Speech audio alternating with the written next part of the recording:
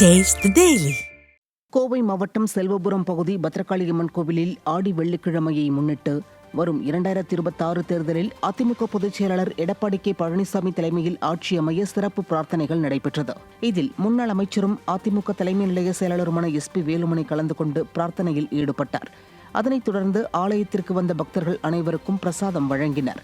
இதில் கோவை புறநகர் தெற்கு மாவட்ட கழக இணை செயலாளர் மணிமேகலை, கோவை புறநகர் தெற்கு மாவட்ட MGR இளைஞரணி தலைவர் கருப்புசாமி, பகுதி கழக செயலாளர் கௌதம், மாவட்ட கழக துணை செயலாளர் செல்வதுரை, பொருளாளர் கருப்புசாமி, பகுதி கழக தலைவர் காட்டுதுரை, தகவல் தொடர்புத்துறை தெற்கு மாவட்ட செயலாளர் சசிகுமார் உள்ளிட்ட கழக நிர்வாகிகள் மற்றும் பாஜக செல்வபுரம் மண்டல தலைவர் ராஜா சிதம்பரம் என ஏராளமானோர் கலந்து கொண்டனர்.